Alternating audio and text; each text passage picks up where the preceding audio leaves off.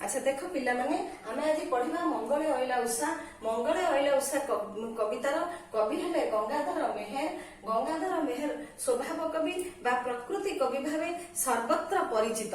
आमे गोटे आप्तवाक्य एई प्रसंग रे मने पड़े, by education we can win the world. शिक्षा द्वारा आम समग्र विश्व को जय करिपरिबा। किंतु देख ए कथा को मध्य स्वभाव कवि गंगाधर मेहेर भूल प्रमाणित करथिले। ताकर कोनसी लौकिक दृष्टिकोण उच्च पद पदवी शिक्षार मानपत्र बा उच्च शिक्षार सर्टिफिकेट तांको पाखरे नथिला। से प्राथमिक शिक्षा ग्रहण करथिले मध्य तांकर जो उच्च शिक्षा नथाय कि मध्य तांको लेखनी चालना द्वारा से समग्र विश्व को जय करि पाथिले। आधुनिक ओडिया काव्य जुग को से तांकर निजस्व प्रतिभा बल रे उद्भासित करि पाथिले। कवि मानक मध्य रे से निज को स्वभाव कवि बा प्रकृति कवि भावे प्रतिष्ठित करि पाथिले एवं तांकर जो अनिर्वचनीय कवि प्रतिभार से जो पराकाष्ठा देखै जायचंदी, तांकर अनिर्वचनीय कवि प्रतिभार से जो निदर्शन देखै जायचंदी, सेथि पई चिर अमर, सेथि पई से चिर भास्वत। तेबे देख कलम मुनरे से समाज को से थरई देचंदी, समाज रे हलचल सृष्टि करचंदी एवं उत्कल भारती सारस्वत भंडार को से रुधिमंत करिचंदी। तेबे जदियो प्राथमिक शिक्षा व्यतीत तांकर औपचारिक शिक्षार अभाव थिला, से जने मोहरेरी भावे जो कोर्ट परिसर रे काम करुथिले, तथापि मध्य तांकर काव्यधारा प्राच्य रु पाश्चात्य पर्यंत व्याप्त थिला। तांकर वृत्ति रे से कचेरी रे मोहरी थिले मध्य तांकर कवि प्राण सब बेले काव्य धारा प्रति सारस्वत साधना प्रति सब बेले हृदय रे दुर्बलता सृष्टि थिला हेउथिला। तेनु से गोटिए परे गोटिए सारस्वत सृष्टि करी से उत्कल भारती कंठरे रत्नहार सदृश से लंबेई देथिले। तेनु तांकर सारस्वत साधना केतेबेले देखिछि विश्व को मधुमय दृष्टि रे, केतेबेले तांकर मध्यरे जाति प्राण, केतेबेले भाषा प्रति तांकर दरदी हृदय मध्यरे कंपन सृष्टि हेतिला। सेथिपई से विश्व को मधुमय दृष्टि देखिथिबारु से लेखिथिले, विश्व देख मधुमय रे जीवन, विश्व देख मधुमय मधुर झरण करिब हरण, विश्व देख मधुमय, विश्व देख मधुमय रे जीवन, विश्व देख मधुमय। केतेबेले से विश्व को मधुमय देखिथिले, केतेबेले कहिथिले भाषा जहार भाषार ज्ञान नाही, जे जार मातृभूमि मातृभाषा प्रति ममता नाही, से केबे सुज्ञानी हेई पारे ना, से अज्ञानी अटे। ताकू जदि आमे सुज्ञानी गणरे गणिबा अज्ञानी रहिबे काहे। तेणु से सुज्ञानी अज्ञानी मध्यरे प्रभेद मातृभूमि मातृभाषा प्रति भल पाइबाकू माध्यम करी से परिप्रकाश करि जाइछन्ती। तेबे ताको काव्य जगत रे से देख काव्य जगत रे प्रकृतिर सुंदर वर्णना करचंती, सेथिपई ताको प्रकृति कवि कहा जाय। ता छडा से मध्य खाली प्रकृतिर वर्णना करिनांती, प्रकृतिर अंतरूप सहित बाह्य रूपर से कोन प्रकाश करचंती। प्रकृतिर अंतरूप सहित बाह्य रूपर सम्मिलित रूप ताको काव्य कविता रे प्रकाशित होईची। ता छडा आधुनिक छांद माध्यम रे मध्य तांकर काव्य पुंजर काव्य जगत सबु बेले मुखरित होई उठिची। राधानाथंकर से थिले जणे नीरव प्रतिवादक, अर्थात राधानाथ साहित्यर से जणे नीरव प्रतिवाद करछन्ती। जदियो ताकर रचना माध्यम रे से केउठी प्रकृति को नायिका भावे परिपुष्ट करछन्ती, प्रकृति को से उच्च आदर्श परिप्रकाश करैछन्ती। ता सहित मानववादर मध्य समन्वय घटैछन्ती। ताकर आमे जानिले जे गंगाधर मेहेरकर काव्य साहित्य रे प्रकृतिर वर्णना रही। प्रकृति मध्य अंत प्रकृति बाह्य प्रकृतिर सम्मिलित रूप से प्रकाश करछन्ती। ता छडा मानववादर से जयगान करछन्ती। मानववाद सहित नारी चरित्र से गुरुत्व आरोप करछन्ती एवं एथि उच्च आदर्श को से उपस्थापना करछन्ती। उत्कलीय संस्कृति परंपरा धारा को मध्य से वर्णना करछन्ती। तबे एई प्रसंग रे आमे देखिबा को गले आमे देखिबा जे तांकर समस्त କାବ୍ୟ ମଧ୍ୟରୁ ତପସ୍ୱିନୀ କାବ୍ୟ ହଉଛି ସବୁଠାରୁ ଜନପ୍ରିୟ କାବ୍ୟ, ସବୁଠାରୁ ଅଧିକ ଲୋକାଦୃତ କାବ୍ୟ।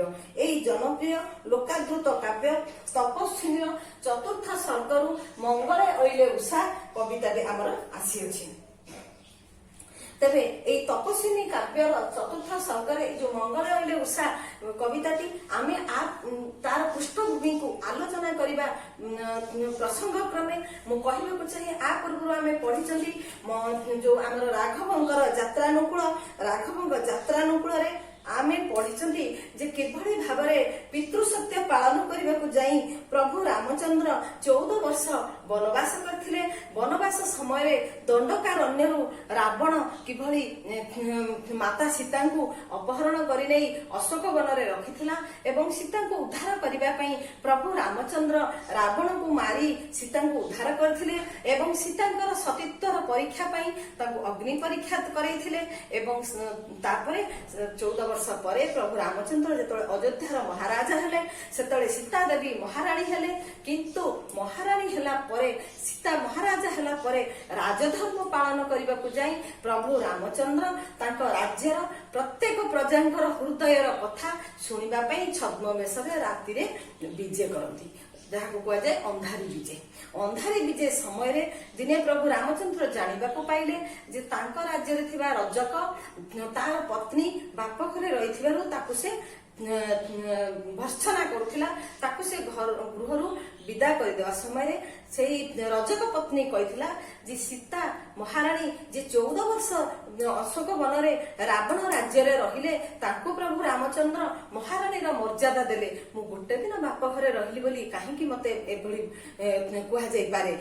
ଏଇ କଥାକୁ ଯେତେବେଳେ ପ୍ରଭୁ ରାମଚନ୍ଦ୍ର ଶୁଣିଲେ ସେ ଜାଣିଲେ ପ୍ରଜାମାନଙ୍କ ମଧ୍ୟରେ ଏବେ ମଧ୍ୟ ତାଙ୍କର ପ୍ରାଣପ୍ରିୟା ପତ୍ନୀ ସୀତାଙ୍କ ପ୍ରତି କିଛି ରହିଛି, ସନ୍ଦେହ ରହିଛି, କିଛି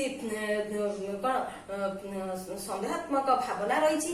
ତେଣୁ ତାଙ୍କର ରାଜଧର୍ମ ପାଳନ କରିବାକୁ ଯାଇ, ପ୍ରଜାମାନଙ୍କୁ ସନ୍ତୁଷ୍ଟ କରିବାକୁ ଯାଇ, ନିଜର ଆଦର୍ଶକୁ ଉପସ୍ଥାପନ କରିବାକୁ ଯାଇକି ତାଙ୍କ ବ୍ୟକ୍ତିଗତ ଜୀବନକୁ ସେ ଉତ୍ସର୍ଗ କରିଦେଲେ। ଅର୍ଥାତ୍ ତାଙ୍କର ପ୍ରାଣପ୍ରିୟ ପତ୍ନୀ ସୀତା ନିର୍ଦ୍ଦୋଷୀ ଜାଣିକି ମଧ୍ୟ ଯେତେବେଳେ ସେ ଅନ୍ତଃସତ୍ତ୍ୱା ଥିଲେ, ସନ୍ତାନ ସମ୍ଭବା ଥିଲେ, ସେହି ସମୟରେ ପ୍ରଭୁ ରାମଚନ୍ଦ୍ର ତାଙ୍କୁ ବିଦା କରିଦେଲେ। କୋଉଠିକି ନା ବନବାସ ପଠେଇଦେଲେ। କେମିତି ପଠେଇଲେ? ତାଙ୍କର ଅନୁଜ ଭାଇ ଲକ୍ଷ୍ମଣକୁ କହିଲେ ଯେ ସୀତାଙ୍କୁ ନେଇଯାଅ, ଗଙ୍ଗା ନଦୀ କୂଳରେ ବାଲ୍ମୀକି ଆଶ୍ରମ ନିକଟରେ ଛାଡି ଦେଇ ଆସିବ। ରାମଚନ୍ଦ୍ରଙ୍କର ଅନୁଜ ହେଇଥିବାର ଲକ୍ଷ୍ମଣ ବଡ ଭାଇର କଥାକୁ ପାଳନ କରିବା ପାଇଁ ଏବଂ ତା ସହିତ ମଧ୍ୟ ରାଜାଜ୍ଞା ପାଳନ କରିବା ପାଇଁ ଏଇ କାର୍ଯ୍ୟ ଅତ୍ୟନ୍ତ ନିଷ୍ଠୁର ହେଇଥିଲେ ମଧ୍ୟ ସେ ତା ପାଳନ କରିଥିଲେ। ଏଠି ଦେଖ, ଏଠି ଏଇ ପ୍ରସଙ୍ଗରେ ଆମେ କହିବା, ଏଠି ଜଣେ ରାଜା ତାଙ୍କର ରାଜଧର୍ମ ପାଳନ କରିବାକୁ ଯାଇକି ତାଙ୍କ ବ୍ୟକ୍ତିଗତ ଜୀବନକୁ ସେ ଜଳାଞ୍ଜଳି ଦେଇଦେଲେ। ତେବେ ସେ ଯାହା ହେଉ ସୀତା ବାଲ୍ମୀକି ଆଶ୍ରମରେ ବାଲ୍ମୀକିଙ୍କ କନ୍ୟା ଭାବେ ସେଠି ସେ ରହୁଥିଲେ।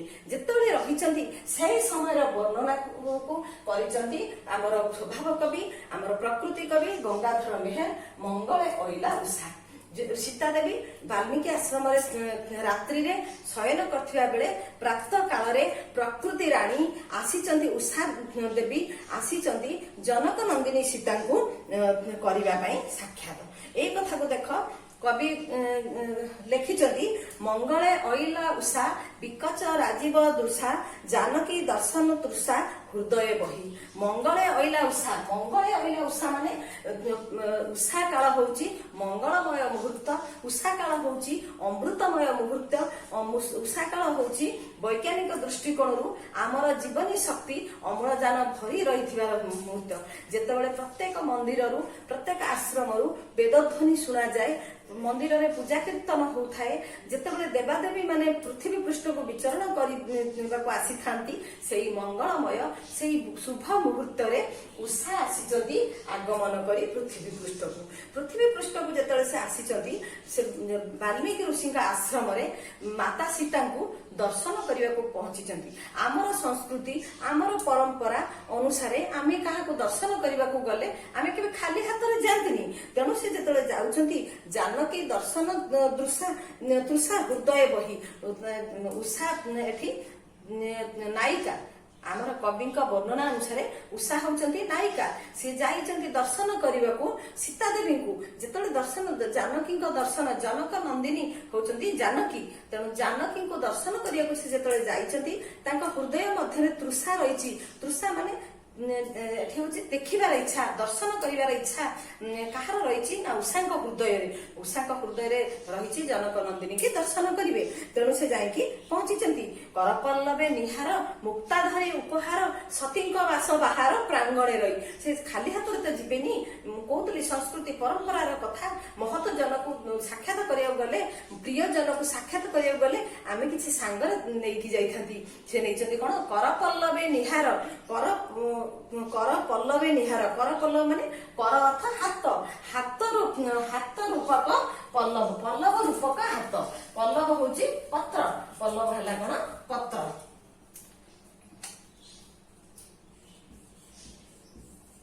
ପଲ୍ଲବ ହେଲା ପତ୍ର। ତାହେଲେ ପତ୍ର ରୂପକ ହାତରେ, ତାହେଲେ ପତ୍ର ରୂପକ ହାତ ହଉଛି କାର ନା ହଉଛି ଆଙ୍କର ପ୍ରକୃତି ରାଣୀଙ୍କର ହାତ ହଉଛି ପତ୍ର। ତାହେଲେ ତାଙ୍କର ନେତ୍ର ହଉଛି କଣ ନା ବିକଚ ରାଜୀବ ଦୃଶା। ବିକଚ ମାନେ ବିକଶିତ ହବା। ବିକଚ ଅର୍ଥ ହଉଛି ବିକଶିତ। ବିକଶିତ। ରାଜୀବ ଅର୍ଥ ହଉଛି ପଦ୍ମ।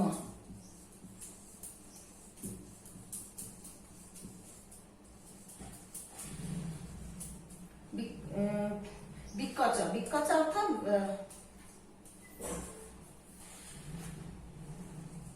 ବିକଚ ହେଲା ବିକଶିତ ହେଲା। ବିକଚ ମାନେ ବିକଶିତ। ପ୍ରସ୍ଫୁଟିତ ପଦ୍ମଫୁଲ, ବିକଶିତ ପଦ୍ମଫୁଲ ଆଖିରେ, ପଦ୍ମଫୁଲ ହଉଛି ଆମର ଆଧ୍ୟାତ୍ମିକ ଦୃଷ୍ଟିରୁ ଏକ ପବିତ୍ର ପୁଷ୍ପ।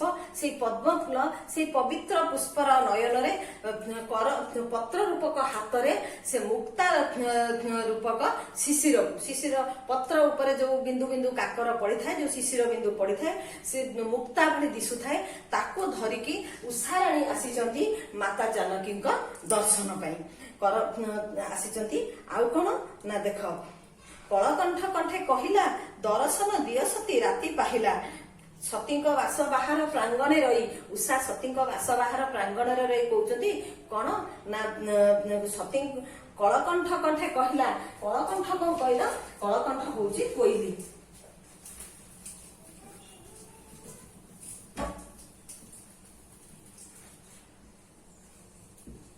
କଳକଣ୍ଠ, କଳକଣ୍ଠ ହେଲା କୋଇଲି। ଦେଖ, କଳକଣ୍ଠ କଣ୍ଠେ କୋଇଲିର କଣ୍ଠରେ କହିଲା ପ୍ରକୃତି ରାଣୀ ଉଷା। କୋଇଲିର କଣ୍ଠରେ ସୁମଧୁର ସ୍ୱରରେ କହୁଛନ୍ତି ଦର୍ଶନ ଦିଅ ସତୀ ରାତି ପାହିଲା। ଏହି ସତୀ ମତେ ଦର୍ଶନ ଦିଅ ରାତି ପାହିଲା। ତାପରେ ଦେଖ ଯେ ଅରୁଣ କଷାୟ ବାସ କୁସୁମ କାନ୍ତି ବିକାଶ। ଅରୁଣ କଷାୟ ବସ୍ତ୍ର। ଅରୁଣ ମାନେ କଣ କହିଲ? ଅରୁଣ ହେଲା ଉଦିତ ସୂର୍ଯ୍ୟ। ଉଦିତ ସୂର୍ଯ୍ୟ। କଷାୟ ବାସ, କଷାୟ ମାନେ ହେଲା କଣ? କଷାୟ, କଷାୟ ମାନେ ହେଲା କଣ? କଷାୟ ବାସ, ବାସ ମାନେ ହେଲା ବସ୍ତ୍ର। ଆମେ ଆଗରୁ ପଢିଛନ୍ତି। କଷାୟ ମାନେ ହେଲା ଲାଲ ରଙ୍ଗର ପାଟ। କଷାୟ ବାସ ଲାଲ ରଙ୍ଗର ପାଟ, ଲାଲ ରଙ୍ଗ ପାଟ ବସ୍ତ୍ର।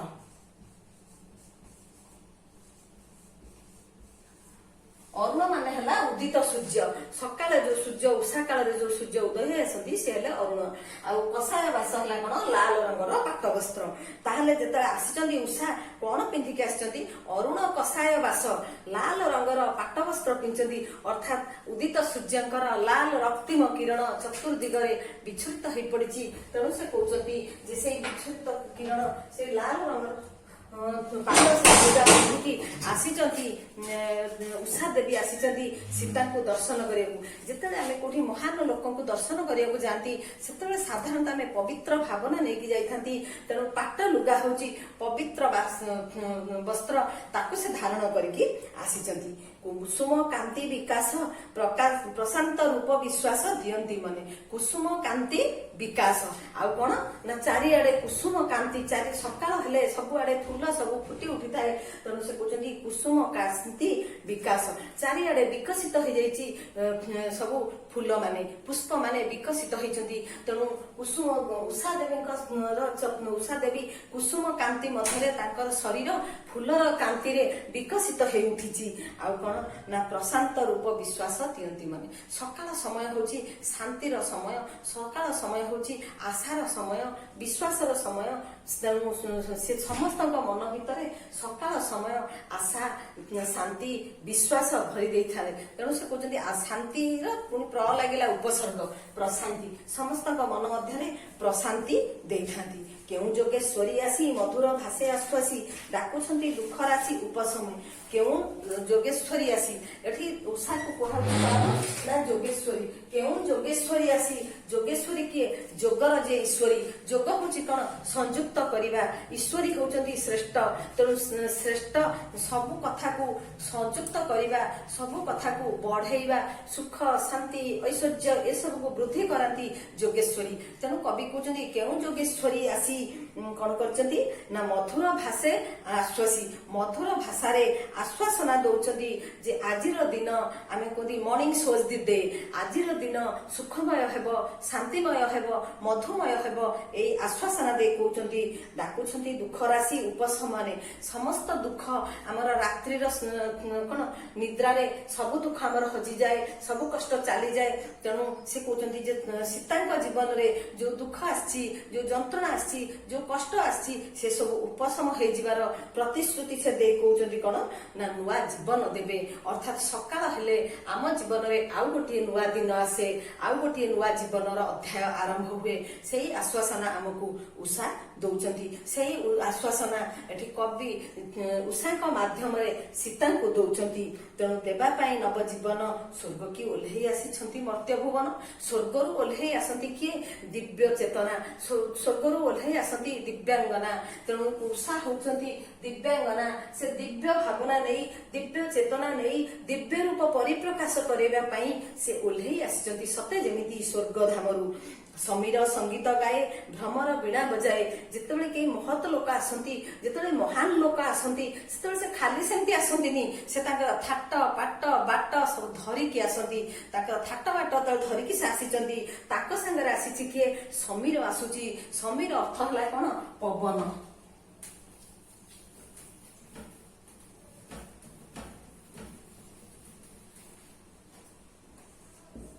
समीर समीर है पवन सकाल उषा काल ब्राह्मण मुहूर्त से जो सुंदर माने शीतल पवन प्रवाहित हुए से पवन को सांगरे से धरिक से पवन कौन करुच्ची गीत बोलुची गीत समस्त मन को आह्लादित करे प्रफुल्लित करे आनंदित करे सेमती सकाल से ठंडा पवन समस्त मन को आमोदित कर दिए तार जो प्रवाहित स्वर रे पवन जो प्रवाहित हुए से जो धीर शब्द हुए ताकू एठी कवि कहउचंती से संगीत गान करुची उषा देवी सांगरे आनी समीर को से संगीत गान करुची आउ कौन हूँ भ्रमर वीणा बजाए आम जानते फूल फुटिले भ्रमर माने बुली घूरी बुलती फूलर मधु संग्रह करने तेणु से जो भं भं शब्द करती ताकू एठी कवि कहउचंती जे से वीणा बजाउचंती से माने प्रकृति रानी ताकू सांगरे आनी नेकी आछंती भ्रमर वीणा बजाए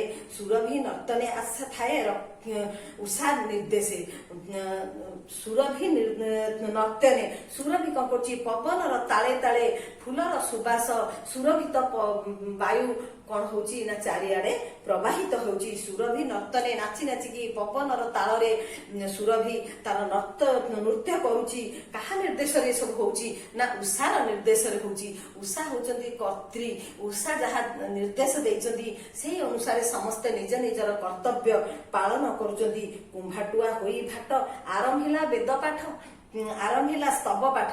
କୁମ୍ଭାଟୁଆ ହୋଇ ଭାଟ। କୁମ୍ଭାଟୁଆ କଣ ହେଇଛି? କୁମ୍ଭାଟୁଆ ପକ୍ଷୀ ଏଠି ଭାଟ ହେଇଛି।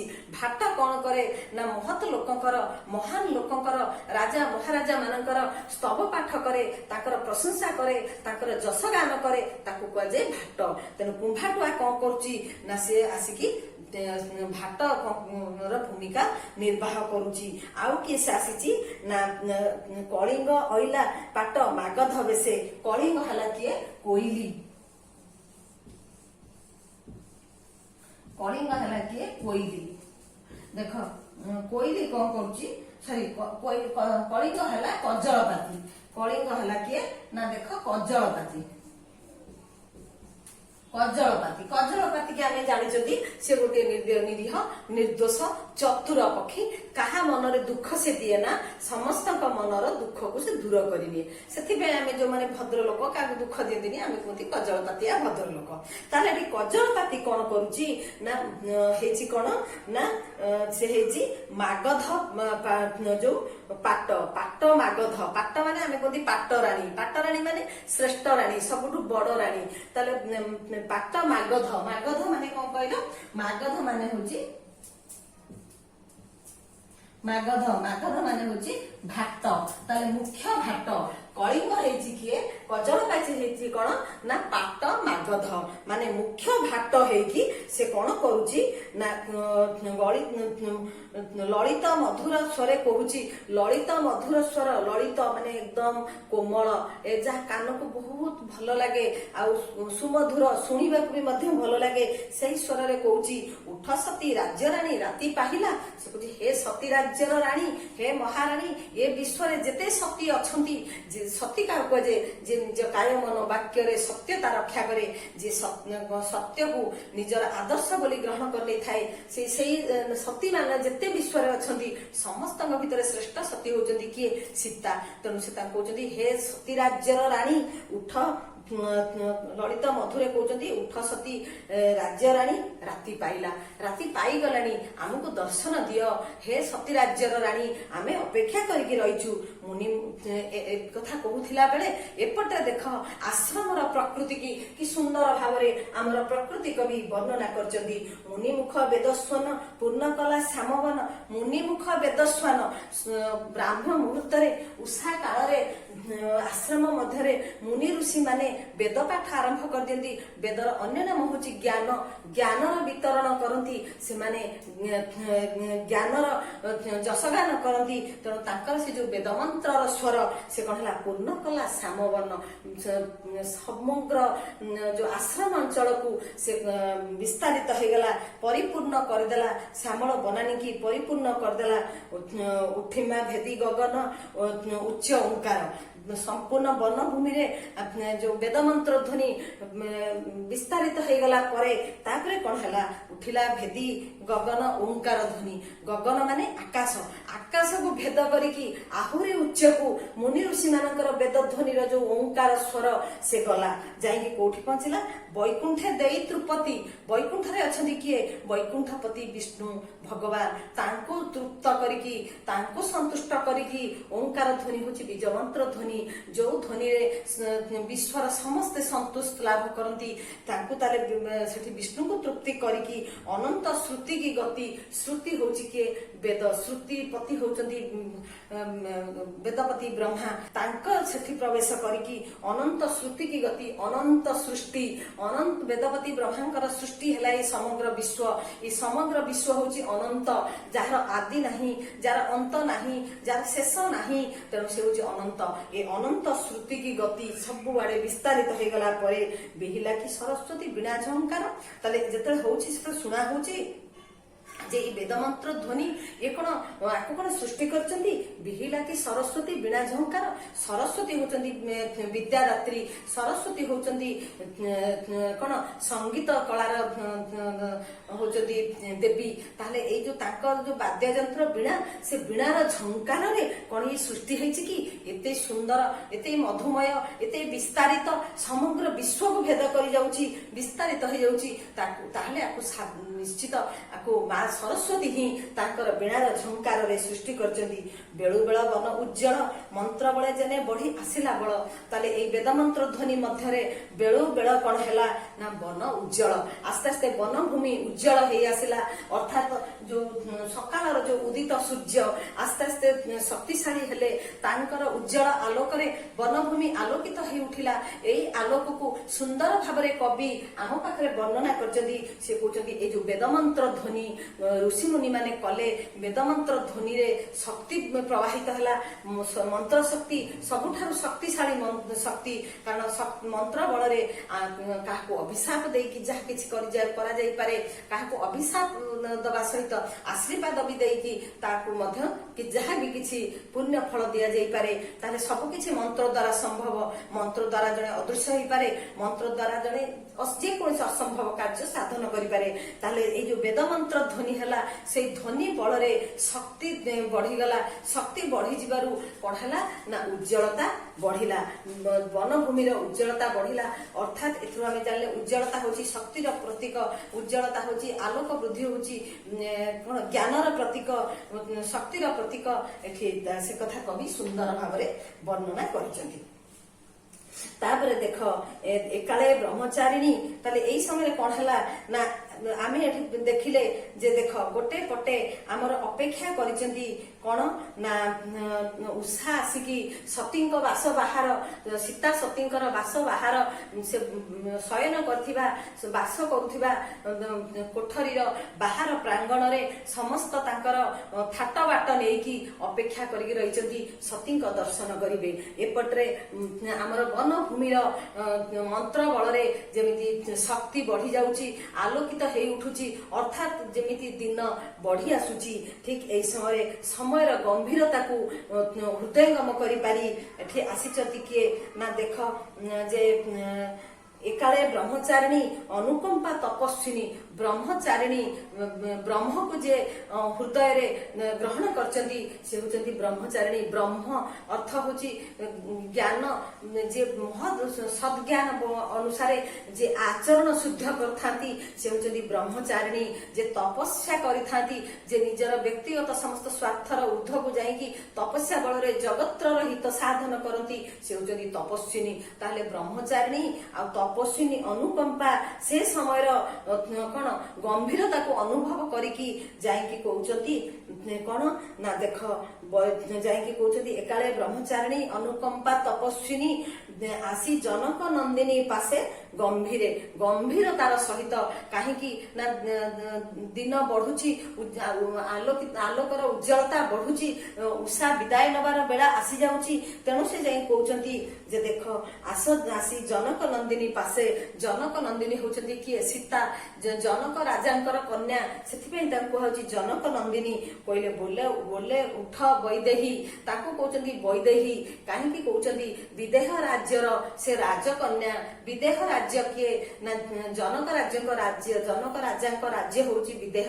କାହିଁକି ତାକୁ ବିଦେହ କୁହାଯାଏ ନା ସେଠି ଦେହକୁ ନେଇକି, ଦେହର ଇନ୍ଦ୍ରିୟ ମାନଙ୍କୁ ନେଇକି ସେଠି ଗର୍ବ ନଥାଏ, ଅହଙ୍କାର ନଥାଏ, ସମସ୍ତେ ଇନ୍ଦ୍ରିୟ ଶୂନ୍ୟ, ସମସ୍ତେ ଶରୀରର ଊର୍ଦ୍ଧ୍ୱରେ ସମସ୍ତେ ଚେତନାର ଜାଗ୍ରତ ହେଇଥାନ୍ତି। ସେଥିପାଇଁ ସେଇ ବିଦେହ ରାଜ୍ୟର ରାଜନନ୍ଦିନୀ ହଉଛନ୍ତି ସୀତା। ତାଙ୍କୁ ସେଥିପାଇଁ କୁହାଯାଉଛି ବୈଦେହୀ। ଉଠ ବୈଦେହୀ, ଉଷା ସୁକୁମାରୀ ଦେହୀ।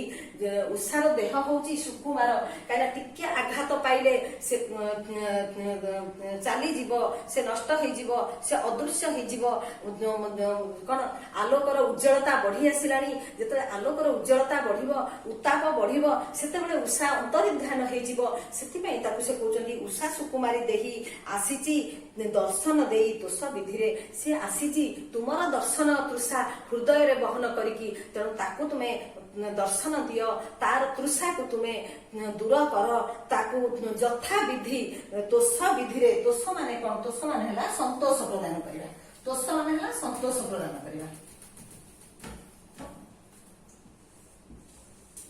ତୋଷ ମାନେ ହେଲା ସନ୍ତୋଷ।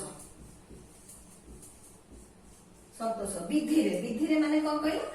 ଯେଉଁଭଳି ହୁଏ ବିଧି, ନିୟମ ଅନୁସାରେ ଯେତେବେଳେ ଆମେ ସକାଳେ ଉଷା କାଳରେ ଯେତେବେଳେ ଆମେ ଶଯ୍ୟା ତ୍ୟାଗ କରନ୍ତି ସେତେବେଳେ ଆମେ ପିତାମାତାଙ୍କୁ ପ୍ରଣାମ କରନ୍ତି, ଆମେ ପ୍ରକୃତି କି ପ୍ରଣାମ କରନ୍ତି, ସୂର୍ଯ୍ୟଦେବଙ୍କୁ ପ୍ରଦାନ କରନ୍ତି, ବୃକ୍ଷଦେବଙ୍କୁ ପ୍ରଦାନ କରନ୍ତି, ନଦୀକୁ ଜୁହାର ହେଇଥାନ୍ତି। ତାହେଲେ ଏଇ ଯୋଉ ପ୍ରଣାମ କରିବା ସେଇ କଥା ଏଠି ସେ କହୁଛନ୍ତି ବିଧି ଅନୁସାରେ ତୁମର ଯାହା କରିବା କଥା ତୁମେ ହେ ବିଦେହ ରାଜନନ୍ଦିନୀ, ହେ ବୈଦେହୀ ତୁମେ ଶଯ୍ୟା ତ୍ୟାଗ କର, ତୁମେ ଦର୍ଶନ ଦିଅ ଉଷାକୁ, ଉଷା ତୁମକୁ ଦର୍ଶନ କରିବାକୁ ଆସିଛନ୍ତି, ତାକୁ ଦର୍ଶନ ଦେଇ ତାଙ୍କୁ ସନ୍ତୋଷ ପ୍ରଦାନ କର, ବିଧି ଅନୁସାରେ ଯେମିତି କରିବା କଥା ସେମିତି ତମେ କର। ତମସା ରହିଛି ଅନାଇ କୋଳ କରି ସୁଖ ଲଭିବା ପାଇଁ। ଆଉ କଣ ନା ତମସା ତୁମକୁ ଅପେକ୍ଷା କରିକି ରହିଛି ତୁମର କୋଳରେ ଧାରଣ କରି କୋଳ ସୁଖ ପାଇବା ପାଇଁ। ହେ ଜନକ ନନ୍ଦିନୀ ତମେ ଶଯ୍ୟା ତ୍ୟାଗ କର, ତୁମକୁ ଉଷାକୁ ଦର୍ଶନ ଦେବାକୁ ପଡିବ, ତୁମକୁ ତମସା ନଦୀକି ଯାଇକି ତା କୋଳରେ ତୁମକୁ ବିଚରଣ କରିବାକୁ ପଡିବ, ସେ କୋଳ ସୁଖ ଲାଭ କରିବେ। ଆଉ ଏକଥା କହିଲା ପରେ ପଦ୍ମିନୀ ହୃଦ ଶିଶିର ବିନ୍ଦୁରେ ଖର ରଶ୍ମିର, ପଦ୍ମିନୀ ହୃଦ ଶିଶିର, ଏଠି ଦେଖ ସେ କଥା ବର୍ଣ୍ଣନା କରୁଛନ୍ତି ଯେ ଯେମିତି ସକାଳେ କଣ ହୁଏ ନା ସୂର୍ଯ୍ୟ ଉଦୟ ହେଲେ ପଦ୍ମଫୁଲ ପ୍ରସ୍ଫୁଟିତ ହୁଏ।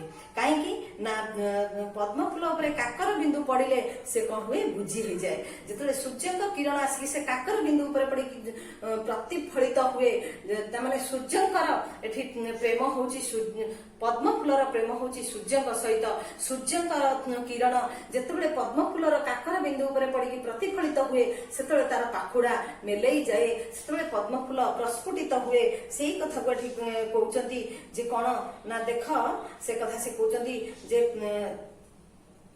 ପଦ୍ମିନୀ ହୃଦ ଶିଶିର, ଯେତେବେଳେ ପଦ୍ମିନୀ ହୃଦୟରେ ଥିବା ଶିଶିର ବିନ୍ଦୁ ଉପରେ ସୂର୍ଯ୍ୟଙ୍କର ତାଙ୍କର ପ୍ରେମିକ ତାଙ୍କର ସେ ଭଲ ପାଉଥିବା ସୂର୍ଯ୍ୟଙ୍କର କିରଣ ତଳେ ପ୍ରତିଫଳିତ ହୁଏ, ତାଙ୍କର ପରଶ ପାଇକି ସିଏ ଯେମିତି ପ୍ରସ୍ଫୁଟିତ ହେଉଠେ ଫୁଟି ଉଠେ, ଠିକ ସେମିତି ଦେଖ ଯେତେବେଳେ ସୀତା ତାଙ୍କର ଶଯ୍ୟା ତ୍ୟାଗ କରୁଛନ୍ତି ସେତେବେଳେ ତାଙ୍କ ହୃଦୟ ରୂପକ ସରୋବରରେ ପ୍ରଭୁ ରାମଚନ୍ଦ୍ରଙ୍କର ପ୍ରତିଛବି ପ୍ରସ୍ଫୁଟିତ ହେଇ ଉଠୁଛି। ସେ କହୁଛନ୍ତି ପ୍ରତିବିମ୍ବିତ ପରି ବୀର ରାମ ମୂରତି, ପ୍ରଭୁ ରାମଚନ୍ଦ୍ରଙ୍କର ମୂର୍ତ୍ତି ତାଙ୍କ ହୃଦୟ ସରୋବରରେ ପ୍ରତିଫଳିତ ହେଇ ଉଠୁଛି। ଯୋଉ ପ୍ରତିଫଳିତ ହୃଦୟରେ ହେଉଥିବାରୁ ସେ ଶ୍ରୀରାମ ଠାରୁ ଯୋଉ ବିଚ୍ଛେଦ ଯନ୍ତ୍ରଣା ତାଙ୍କର ପ୍ରିୟ ଠାରୁ ଦୂରେଇ ଯିବାର ଯୋଉ ଯନ୍ତ୍ରଣା ସେ ଅନୁଭବ କରୁଛନ୍ତି ସେଇଥିରେ ସେ ଶୋକ ଜର୍ଜରିତ ହେଇକି ସେ ଉଠୁଛନ୍ତି। ତାଙ୍କ ହୃଦୟରେ ଶ୍ରୀରାମଙ୍କ ମୂର୍ତ୍ତିକି ଧାରଣ କରି ସେ ଶଯ୍ୟା ତ୍ୟାଗ କରୁଛନ୍ତି, କିନ୍ତୁ ତାଙ୍କ ଶ୍ରୀରାମଙ୍କ ଠାରୁ ତାଙ୍କର ଯୋଉ ବିଚ୍ଛେଦ ଜନିତ ଯନ୍ତ୍ରଣାରେ ଜର୍ଜରିତ ହେଇ ସେ ଯନ୍ତ୍ରଣାରେ ସେ ବୁଡି ଯାଇଛନ୍ତି, ତାଙ୍କୁ କଷ୍ଟ ହଉଛି। ସେଇ କଷ୍ଟ ମଧ୍ୟରେ ସେ ଉଠିକି କଣ କରୁଛନ୍ତି ଫଳକେ କରି ଚିତ୍ରିତ ତାଙ୍କ ମୁଖମଣ୍ଡଳରେ ସେଇ ଦୁଃଖ ତାଙ୍କ ପ୍ରିୟ ଠାରୁ ତାଙ୍କର ସ୍ୱାମୀଙ୍କ ଠାରୁ ତାଙ୍କର ନିଜ ଲୋକ ଠାରୁ ସେ ଅଲଗା ହେଇଯାଇଥିବାରୁ ତାଙ୍କ ମଧ୍ୟରେ ସେଇ ଚିତ୍ର ଫୁଟି ଉଠୁଛି। ହେଲେ ଉଠିକି ସେ କରୁଛନ୍ତି ତଥାପି ସେ କଣ କରୁଛନ୍ତି ନା ହେଲେ ଆସନୁ ଉତ୍ଥିତ, ତାଙ୍କର ଶଯ୍ୟାରୁ ସେ ଉଠି ପଡି ଉତ୍ଥିତ ଖୁବ ଶୀଘ୍ର ଉଠି ପଡିକି କଣ କରୁଛନ୍ତି ନା ଜାନକୀ ସତୀ ଜାନକୀ କଣ କରୁଛନ୍ତି ନମି ଅନୁକମ୍ପା ପୟରେ, ସେ ଅନୁକମ୍ପାଙ୍କ ପୟରେ ଅନୁକମ୍ପା ତାଙ୍କୁ ଯୋଉ ମାତୃ ସୁଲଭ ଗୁଣରେ ତାଙ୍କୁ ଶଯ୍ୟା ତ୍ୟାଗ କରିବା ପାଇଁ ଗମ୍ଭୀର ତାର ଯୋଉ ବାର୍ତ୍ତା ଦେଇଥିଲେ ସେ ଅନୁସାରେ ସେ ଉଠିଲା ପରେ ପ୍ରଥମେ ମାତାଙ୍କୁ ପିତାଙ୍କୁ ପ୍ରଣାମ କରାଯାଏ। ସେଇ ବିଧି ଅନୁସାରେ ସେଇ ଯୋଉ ଉଚ୍ଚ ଆଦର୍ଶର ଅନୁପ୍ରାଣିତ ହେଇ ସେଇ ଅନୁସାରେ ସେ ଅନୁକମ୍ପାଙ୍କୁ ପ୍ରଥମେ କରୁଛନ୍ତି ପ୍ରଣାମ, ତାପରେ କଣ କରୁଛନ୍ତି ବନ୍ଦିଲେ ଉଷାର ପଦ ସବିନୟରେ, ତାପରେ ଉଷାର ପାଦକୁ ଉଷା ଅପେକ୍ଷା କରିକି ରହିଛନ୍ତି ତାଙ୍କୁ ଦର୍ଶନ କରିବା ପାଇଁ। ତେଣୁ ସବିନୟରେ ବିନୟର ସହିତ ସେ କଣ କରୁଛନ୍ତି ନା ଉଷାଙ୍କର ପାଦକୁ ବନ୍ଦନା କରୁଛନ୍ତି। ପାଦକୁ ବନ୍ଦନା କଲା ବେଳେ ଯେତେବେଳେ ଆମେ କାହାକୁ ଜୁହାର ହୁଅନ୍ତି, ଯେତେବେଳେ କାହାକୁ ପ୍ରଣାମ କରନ୍ତି, କାହାର ପାଦ ଛୁଅନ୍ତି ସେତେବେଳେ ବିନୟ ସହକାରେ କରିଥାନ୍ତି। କାହିଁକି ନା ଦେଖ ଆମେ ତାଙ୍କ ଠାରୁ କିଛି ପାଇବା ପାଇଁ କରିଥାନ୍ତି। କଣ ପାଇବା? ଆମେ ଗୁରୁଜନ ମାନଙ୍କୁ ପ୍ରଣାମ କରନ୍ତି, ସେ ଆମ ମୁଣ୍ଡ ଉପରେ ହାତ ରଖିଦିଅନ୍ତି, କାହିଁକି ନା ତାଙ୍କର ପୁଣ୍ୟ ତାଙ୍କର ଅନୁଭବ ତାଙ୍କର ଅନୁଭୂତି ତାଙ୍କର ଯୋଉ ତପସ୍ୟା ତାର ଫଳ ସେ ଆମକୁ ପ୍ରଦାନ କରିଥାନ୍ତି ଆମ ମସ୍ତକ ଉପରେ ହାତ ରଖିକି। ପାଦ ପାଖରେ ରହିଲା ଆମ ହାତ, ତାଙ୍କ ହାତ ରହିଲା ଆମ ମସ୍ତକ ଉପରେ। ହେଲେ କଣ ହେଲା ଶକ୍ତିର ସଞ୍ଚାରଣ ହେଲା, ଶକ୍ତିର ଯୋଉ ଚକ୍ର ଚାଲିଲା ତା ଦ୍ଵାରା କଣ ହୁଏ ନା ବଡ ମାନଙ୍କର ସୌଭାଗ୍ୟ ସାନ ମାନଙ୍କ ପାଖକୁ ଆସିଥାଏ।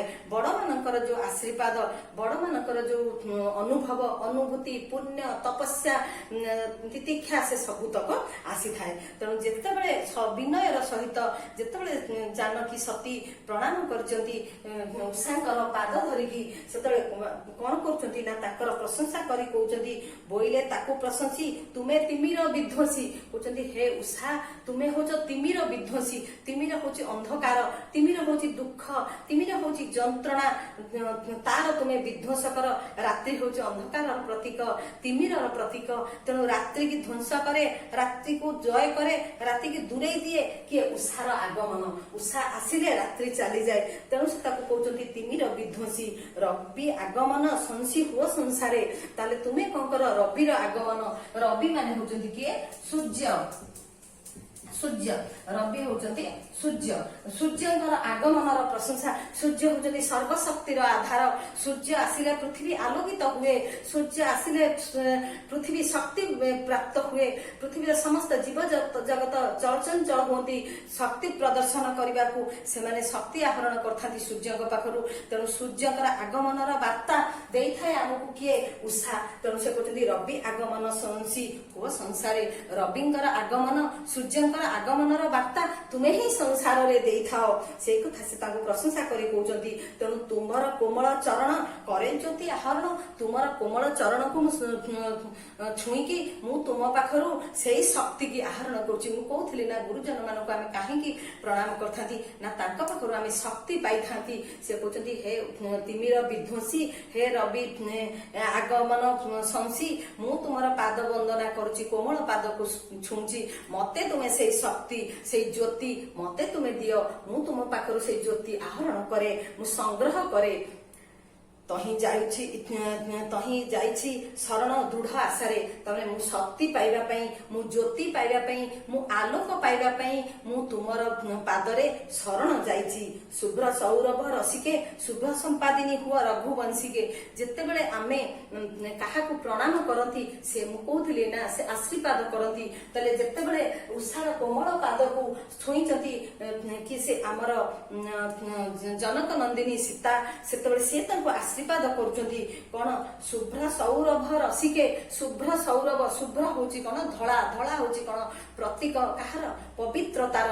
ପବିତ୍ରର ପ୍ରତୀକ ହଉଛି ଧଳା। ତେଣୁ ପବିତ୍ରତାକୁ ଭଲ ପାଆନ୍ତି କିଏ? ସୀତା। ସୀତା ହଉଛନ୍ତି ପବିତ୍ର।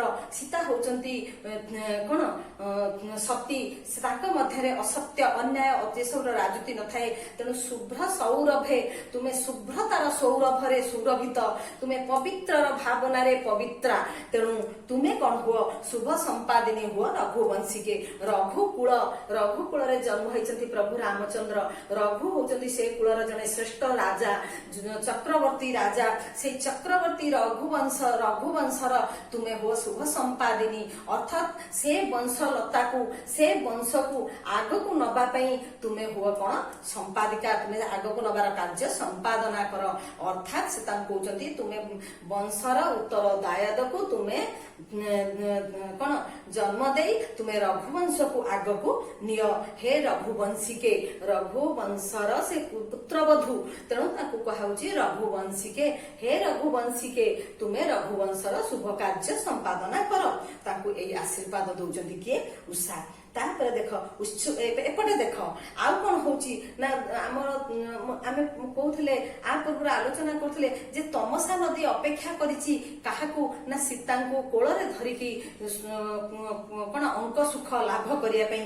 ତେଣୁ ସିଏ ଅପେକ୍ଷା କରିକି ରହିଛି। କେମିତି ଅପେକ୍ଷା କରିଛି ସେ କଥା କି ସୁନ୍ଦର ଭାବରେ ଆମର କବି ବର୍ଣ୍ଣନା କରିଛନ୍ତି। ପ୍ରକୃତି କବି ପ୍ରକୃତିର ସୁନ୍ଦର ରୂପକୁ ସେ କେମିତି ବର୍ଣ୍ଣନା କରିଛନ୍ତି ଦେଖ। ସେ କହୁଛନ୍ତି କଣ? ଉତ୍ସୁକ ନୟନେ ରାତ୍ରି, ଶେଷରେ ଆଶ୍ରମ ଧାତ୍ରୀ। ଉତ୍ସୁକ ନୟନ, ଉତ୍ସୁକ ହୃଦୟ ଗାତ୍ରୀ। ଗାତ୍ର ମାନେ କଣ? ନା ଶରୀର।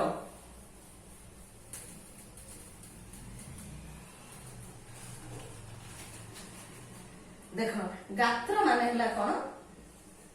ଗାତ୍ର। ଗାତ୍ର ମାନେ ହେଲା ଶରୀର। ତାହେଲେ ଦେଖ ଯେ ଉତ୍ସୁକ କଣ ଉତ୍ସୁକ ହୃଦୟ ଗାତ୍ରୀ, ଉତ୍ସୁକ ହୃଦୟ ଧାରଣ କରିଥିବା ଶରୀର, ହୃଦୟ ଭିତରେ ରହିଛି ଉତ୍ସୁକତା, ଶରୀର ଧାରଣ କରିଛି କାହାକୁ? ହୃଦୟକୁ। ଶରୀର ମଧ୍ୟରେ ହୃଦୟ ରହିଛି। ଆଉ ହୃଦୟ କେମିତି ରହିଛି? ନା ଉତ୍ସୁକ ଭାବରେ ରହିଛି। ଉତ୍ସୁକ ଭାବ ମାନେ କଣ?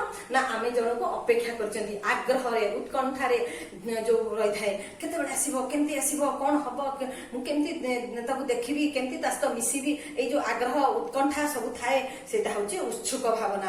ଉତ୍ସୁକ ଭାବନା କୋଉଠି ବାସ କରେ? ହୃଦୟରେ। ଆଉ ହୃଦୟ କାହା ଭିତରେ ଥାଏ? ଶରୀରରେ। ତାହେଲେ ତମସା ନଦୀର ଏଠି ହଉଛି କଣ? ଶେଷରେ ଆଶ୍ରମ ଧାତ୍ରୀ। ଏଠି ସିଧା କହୁନାହାନ୍ତି କବି ତମସା ନଦୀ ଅପେକ୍ଷା କରୁଛି, ସେ କହୁଛନ୍ତି ଆଶ୍ରମର ଧାତ୍ରୀ। ଧାତ୍ରୀ ମାନେ କଣ? ଧାତ୍ରୀ ମାନେ ଯେ କଣ କରେ? ନା ଧାତ୍ରୀ ପାଳନ କର୍ତ୍ରୀ। ଧାତ୍ରୀ ହଉଛି ଯେ ପାଳନ କରେ, ପାଳନ କର୍ତ୍ରୀ, ପାଳନ କର୍ତ୍ରୀ, ଯେ ଆଶ୍ରମକୁ ଲାଳନ ପାଳନ କରେ, ସେ ଅପେକ୍ଷା କରିଛି କଣ? ଉତ୍ସୁକ ହୃଦୟକୁ ତା ଶରୀର ମଧ୍ୟରେ ନେଇକି। ଅର୍ଥାତ୍ ତା ଶରୀର ଉତ୍ସୁକତା ହେଇକି ଅପେକ୍ଷା କରିଛି। କିଏ ସେ? ନା ଆଶ୍ରମର ଧାତ୍ରୀ। ଆଶ୍ରମକୁ ପାଳନ ପୋଷଣ କିଏ କରେ? ତମସା ନଦୀ କରେ। କେମିତି କରେ? ନଦୀକି ଆମେ ମା ବୋଲି କୁହନ୍ତି। କାହିଁକି କୁହନ୍ତି? ନା ନଦୀର ଜଳକୁ ଆମେ ପାନ କରନ୍ତି, ନଦୀର ଜଳରେ ଆମେ ଶସ୍ୟ ଉତ୍ପାଦନ କରିଥାନ୍ତି, ନଦୀ ଦ୍ୱାରା ଆମେ ବନଭୂମି ଶସ୍ୟ ଶ୍ୟାମଳା ହେଇପାରିଛି, ସେଥିପାଇଁ ସେ ତାକୁ କହିଛନ୍ତି କଣ? ଧାତ୍ରୀ। ସେ କଥା କହୁଛନ୍ତି ଯେ ଆଶ୍ରମର ଧାତ୍ରୀ ତମସା ନଦୀ ଉତ୍ସୁକ ହୃଦୟରେ ଅପେକ୍ଷା କରିଛି। କଣ ପାଇଁ? ନା ସେ ତମକୁ ଅପେକ୍ଷା କରି ରହିଛି। କେମିତି ଅପେକ୍ଷା କରିଛି? ତମସା ନିର୍ମଳ ଗାତ୍ରୀ ପବିତ୍ର ଧାରା। ତମସା ହଉଛି ନିର୍ମଳ ଗାତ୍ରୀ, ତମସା ନଦୀ ହଉଛି ନିର୍ମଳ ଜଳ। ସେ ନିର୍ମଳ ଜଳର ପବିତ୍ର ଧାରା ତୁମକୁ ଅପେକ୍ଷା କରିକି ରହିଛି। କେମିତି? ନା ଦେଖ, ତାର ପ୍ରାଙ୍ଗଣରେ ଆମ ଘରକୁ ଯାଇକି ଯଦି କେହି ଅତିଥି ଆସନ୍ତି, ଆମେ କଣ କରନ୍ତି? ତାର ଉପକୂଳରେ ଆମେ ଫୁଲ ବିଞ୍ଚି ଦେଇଥାନ୍ତି, ଫୁଲରେ ଆମେ ସଜେଇ ଦେଇଥାନ୍ତି। ସେମିତି ତମସା ନଦୀ ତାର ଉପକୂଳରେ ଯୋଉ ବୃକ୍ଷରାଜି ରହିଛି, ସେଥିରୁ ସବୁ ଫୁଲ ଖସି ପଡିଛି। ଦେଖ, ବାହ୍ୟ ପ୍ରକୃତି ହେଲା ଗଛରୁ ଫୁଲ ପଡିଛି, ଏଠି ଅନ୍ତ ପ୍ରକୃତି ହେଲା କଣ? ନା କବି କହୁଛନ୍ତି ତମସା ନଦୀ ସୀତାଙ୍କ ଆସିବାର ଆଗମନ ପାଇଁ ଫୁଲକୁ ସୁନ୍ଦର ଭାବରେ ସଜେଇ ଦେଇଛି। ଆଉ ତା ଦେହରେ କଣ କରିଛି? ନା ଯେମିତି ଆମ ଘରକୁ କିଏ ଆସିଲେ ସୁବାସିତ ଜଳ ଆମେ ଚାରିଆଡେ ବିଞ୍ଚି ଦିଅନ୍ତି, ସେମିତି ସେ ଯୋଉ କାକର ବିନ୍ଦୁ ପଡିଛି ଫୁଲରେ, ଫୁଲର ସୁବାସରେ ସେ ସୁବାସିତ ହେଇ ଉଠିଛି। ତେଣୁ ସେ କହୁଛନ୍ତି ପ୍ରାଙ୍ଗଣେ କୁସୁମ ଛିଞ୍ଚି ସୁବାସିତ ନୀର ଛିଞ୍ଚି। ନୀର ମାନେ ଜଳ, ଏଠି ନୀର ହଉଛି, ନୀର ମାନେ ଜଳ। ଜଳ ଏଠି କିଏ? ନା ଯୋଉ କାକର ପଡିଛି, ସେ ସୁବାସିତ ଜଳ ତା ଦେହରେ ସେ ଛିଞ୍ଚି ଦେଇଛି। ସବୁ କରିକି ସେ କଣ କରିଛି? ନା ମଙ୍ଗଳ ପ୍ରଦୀପ ଜାଳି ପ୍ରଭାତୀ ତାରା। ଯଦି ଆମ ଘରକୁ କିଏ ଆସେ, ତାର ମଙ୍ଗଳ ମନାସିକି, ତାର ଶୁଭ ମନାସିକି ଆମେ ଗୋଟେ ଦୀପ ଜାଳି ଦିଅନ୍ତି। ସେମିତି ଦେଖ, ତମସା ନଦୀ କଣ କରିଛି? ସୀତାଙ୍କୁ ଅପେକ୍ଷା କରିଛି, ସୀତାଙ୍କର ମଙ୍ଗଳ କାମନା କରିକି ସେ ଆକାଶରେ ଗୋଟେ ଦୀପ ଜାଳି ଦେଇଛି। ଅର୍ଥାତ୍ ବାହ୍ୟ ରୂପରେ ଦେଖିଲେ ସକାଳେ ପ୍ରଭାତୀ ତାରା ଦେଖାଯାଏ, ଶୁକ୍ର ତାରା ଆକାଶରେ ଦେଖାଯାଏ। କବିଙ୍କ ଭାଷାରେ ତମସା ନଦୀ ଏଠି ଦୀପ ଜାଳି ଦେଇଛି, ପ୍ରଭାତୀ ଆକାଶରେ ସେ ତାରା ଜାଳକୁ ଦୀପ ଭାବରେ ଜାଳି ଦେଇଛି। ଆଉ କଣ କରୁଛି? ନା ଦେଖ, ମଙ୍ଗଳ ପ୍ରଦୀପ ଜାଳି ପ୍ରଭାତୀ ତାରା ମୁହୁର୍ମୁହୁର୍ମିନ ନୟନେ ଚାହୁଁଥିଲା ସତୀ ଙ୍କ ଶୁଭ ଆଗମନେ। ଆଉ କଣ? ମୁହୁର୍ମୁହୁର୍ମିନ ନୟନେ, ମୁହୁର୍ମୁହୁ ମାନେ ବାରମ୍ବାର। ଦେଖ, ଯେମିତି ଆମ ଘରକୁ କିଏ ଅତିଥି ଆଇଲେ ଆମେ ଚାହାନ୍ତି ପଳାନ୍ତି, ଚାହାନ୍ତି ପଳାନ୍ତି, ସେ ସେମିତି କଣ କରୁଛି? ନା ତମସା ନଦୀ ତାର ମୀନ ରୂପକ ନୟନରେ ପାଣିରୁ ସକାଳେ ମାଛ ଉଠେ ପୁଣି ପଡେ, ଉଠେ ପଡେ। ସେଇ ମାଛର ଆଖିରେ ସେ ଦେଖୁଛି ଯେ ସୀତା ସତୀ ଆଇଲେ କି, ଆଇଲେ କି, ସେ ଅପେକ୍ଷା କରିକି ରହିଛି। ଉଟଜୁ ତାପସ କନ୍ୟା ଗଣଙ୍କ ଆଦର ବନ୍ୟା ପ୍ଲାବନେ ଜଗତ ଧନ୍ୟା ସତୀ ରତନ। ଉଟଜୁ ତାପସ କନ୍ୟା, ଉଟଜ ମାନେ ହଉଛି କଣ? କୁଟୀର। ଉଟଜ ମାନେ ହେଲା କୁଟୀର। କୁଟୀର ହଉଛି କାର? ଋଷିଙ୍କର ଆଶ୍ରମ। ତାହେଲେ ଉଟଜ ତାପସ କନ୍ୟା, ତାପସ କନ୍ୟା ହେଲେ କିଏ? ଋଷି କନ୍ୟା, ମୁନି କନ୍ୟା। ଆଶ୍ରମର ଋଷି କନ୍ୟା ମାନେ, ମୁନି କନ୍ୟା ମାନେ, ସେମାନେ ସୀତାଙ୍କୁ କେତେ ଭଲ ପାଆନ୍ତି ସେଇ କଥା କବି ଏଠି ବର୍ଣ୍ଣନା କରୁଛନ୍ତି। ଯେ ଉଟଜ ତାପସ କନ୍ୟା, ତପସ୍ୱିନୀ ମାନେ ବା ଋଷି କନ୍ୟା ମାନେ ମଧ୍ୟରେ ସୀତାଙ୍କୁ ଭଲ ପାଇବାର ଆଦର, ଯତ୍ନ, ସ୍ନେହ, ଶ୍ରଦ୍ଧା ଯେମିତି ବନ୍ୟା ଭଳିଆ ବଢି ଯାଇଛି। ଯେମିତି ନଦୀରେ ଜଳ ଆସିଲେ ଉଦ୍ବୃତ ଜଳ, ଅଧିକା ଜଳ ବନ୍ୟା ସୃଷ୍ଟି କରେ, ସେମିତି ତାଙ୍କ ଭିତରେ ଭଲ ପାଇବା, ସ୍ନେହ, ଆଦର, ଯତ୍ନ ବନ୍ୟା ଭଳିଆ ବହି ଯାଉଛି। ପ୍ଲାବନେ ଜଗତ ଧନ୍ୟା ସତୀ रतन एठी सती रतन होचंदी सेमाने आज सती रतन को पाखरे पाइचंदी से आज सीता को पाइचंदी पाखरे जनक नंदिनी की पाइचंदी पाखरे तेणु तांको भितरे स्नेह श्रद्धा आदर जत्न जेमती बन्या भलिया बही जाउची आ कोन हेची बाहरी अवगाहने आ परे बाहर चंदी अवगाहन माने कोन कहलो अवगाहन माने हला जो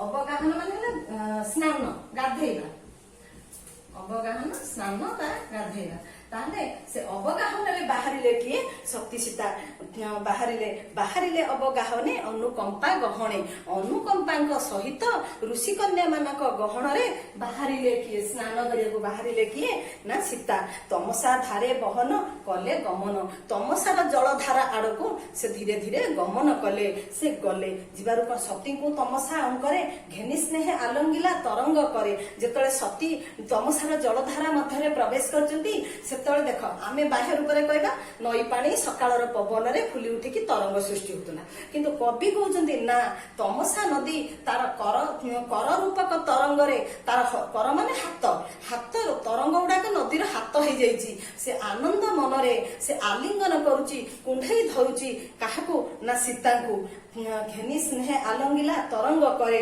अमृत मधुर स्वरे अमृत सदृश मधुर स्वर रे तमसा नदी कहउचंती से भासुचंती परितोषरे माने शांति रे तोष माने शांति आमे आ पूर्व पढ़ी परी लागिला उपसर्ग ताने बहुत शांति रे परी उपसर्ग लागले तोष शब्द सहित शांतिर अर्थ आउरी बढ़ी गला बहुत शांति रे से कहउचंती भासुचंती कोन भासीला माने कहिले कोन कहउचंती माग मो मानस रे नथिला आशा कहउचंती मा मो मन रे आशा नथिला मु केबे भाबी नथिली मु केबे चिंता करि नथिली कोन ना करिब अंके विहार राजलक्ष्मी हृदहार मो अंकरे मो कोळरे तमसा नदी कहूची मो कोळरे नदीर जलराशि रे जे आसिकी विहार करिवो विचरण करिवो किए से राजलक्ष्मी हृदहार राज अंतपुरर हृदयर हार हृदय होची शरीर सबटु मूल्यवान जगह सेठी जे शोभावर्धन करे से होची हार सेमती राज उवासर शोभावर्धन करंती किए राजराणी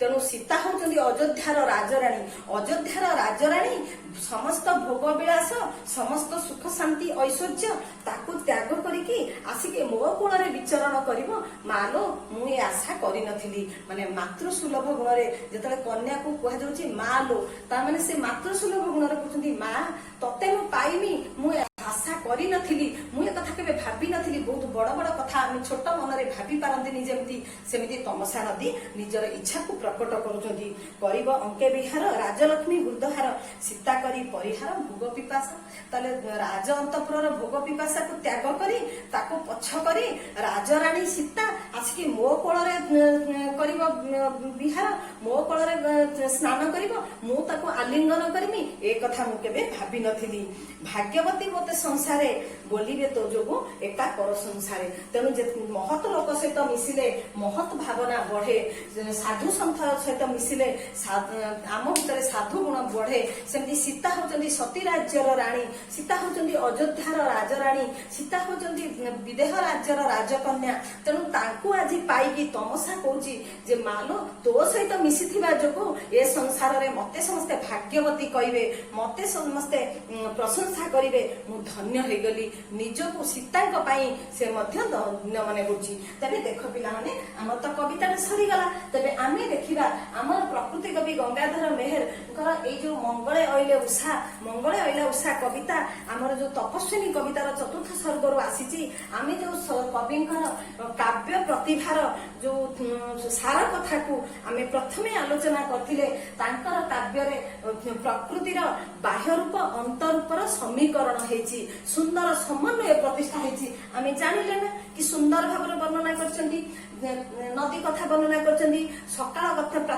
ब्राह्मण मुहूर्त कथा वर्णना करचंदी आमे जानिले बाह्य रूप जानिले अंतरूप भी बाह्य रूप त आमे सब दिन देखुचंदी अंतरूप को आमे पढ़ी कि अनुभव कले आउ तापर देख एठी नारी चरित्र को से गुरुत्व देइचंदी देख उषा होचंदी नारी ସତୀ ରାଜ୍ୟର ରାଣୀ ହଉଛନ୍ତି ସୀତା ନାରୀ, ତମସା ହଉଛି ନାରୀ, ତାପରେ ତାଙ୍କୁ ମାତୃସୁଲଭ ଗୁଣରେ ତାଙ୍କୁ ପରିପୋଷଣ କରୁଥିବା ଅନୁକମ୍ପା ସେ ହଉଛନ୍ତି ନାରୀ।